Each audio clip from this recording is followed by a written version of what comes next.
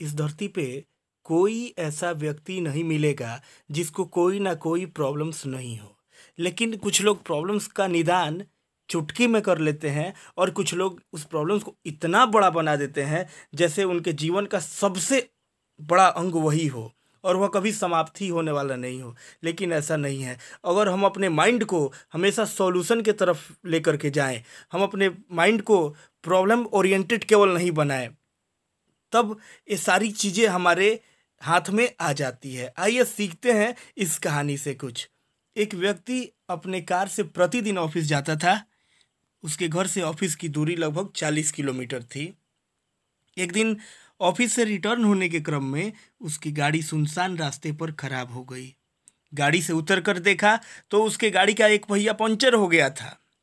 गाड़ी ऐसी जगह पर खराब हुई थी जहां से शहर की दूरी अधिक थी।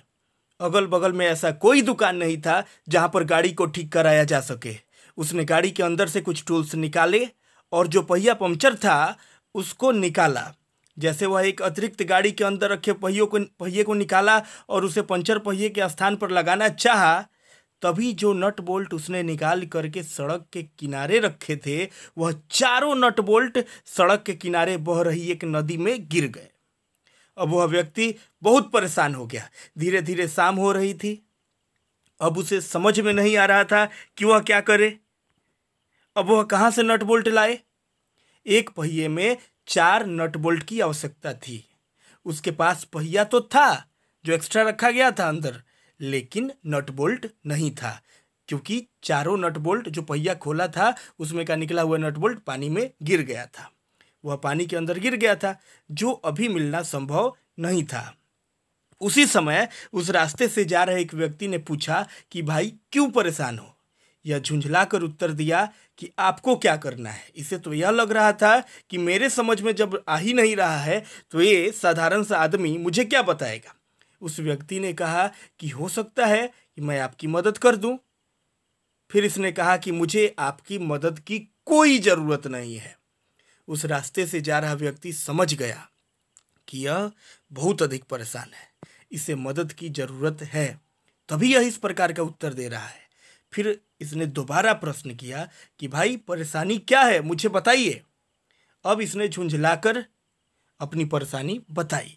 इसके परेशानी को सुनकर वह व्यक्ति बोला कि इसमें कहाँ कोई प्रॉब्लम है, यह तो बहुत आसान है। आप एक काम कीजिए, आपके जो 3 पहिए सुरक्षित हैं उन तीनों में से एक एक नट बोल्ट निकाल दीजिए और उन तीनों नट बोल्ट को चौथे पहिए में लगाकर अपना काम चला लीजिए। अब चारों पहिए में 3-3 नट बोल्ट हो गए। कुछ दूर जाने के बाद जब शहर आएगा तो आप अपना गाड़ी ठीक करा लीजिएगा।